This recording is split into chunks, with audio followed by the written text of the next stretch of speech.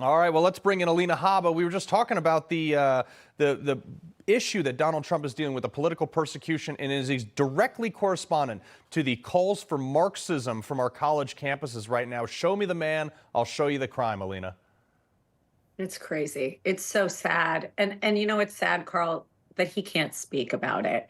The Yeah. gag orders, the unconstitutionality. I mean, what is more Colombia, Russia? What is more third world? This is why we have people pouring into our country, running for freedom because inappropriately, but still doing it because of things like this. And now we're going to be like that. Mm. We are that. And it's disgusting.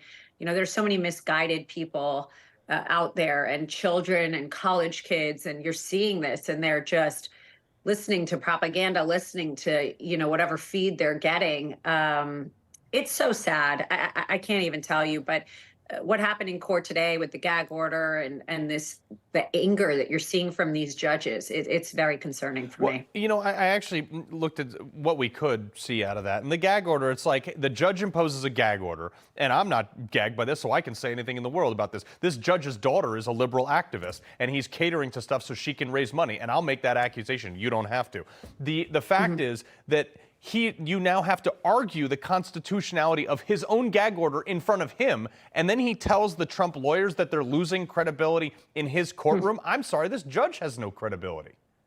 Yeah, this is the same methodology that judges have done with me, and the left-wing media. They'll run with it. They try and make attorneys on the team look or seem like they don't know what they're doing.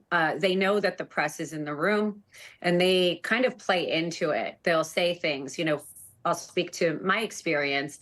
For the lawyers out there that'll understand, I was putting in something in evidence, and it was impeachment evidence. It wasn't introducing something blindly. And the judge was making comments that would make the press believe that I didn't know what I was doing, saying, you need to read the evidence rules. And I was looking at him, and I remember thinking, you're doing this on purpose. You're doing this in front of a jury. You're doing this in front of the press. And the jury is impressionable. To them, the judge runs the court. So they do this intentionally today with Mr. Blanche, to say to Todd something like, you're losing credibility because there's no case law on a president being gagged and his First Amendment rights being taken away. Well, let me tell you why there's no precedent on that. There's no precedent on that because it's never happened before. So they're asking us to back up things that you can't because it's never happened in this country. If you want to get precedent, maybe we need to look in Mexico or somewhere else where this would happen. But it doesn't happen in this country. And I think it's intentional. I know it is. They do it. They've done it to me.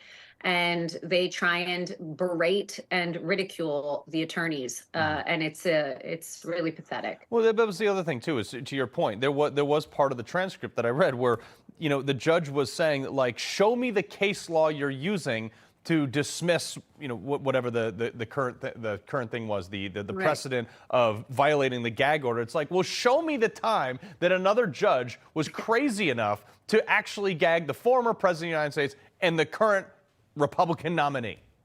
No, how about just a defendant? Defendant. Anybody. I mean, but by the way, who's not gagged? Who's not gagged? The witnesses that are running their mouths. They're not gagged, but he can't defend himself. It's actually crazy. You can't make it up. Yeah, I mean, you could make the case to say, hey, in the public interest, everybody's gagged or nobody is gagged. I think that's the bigger problem. But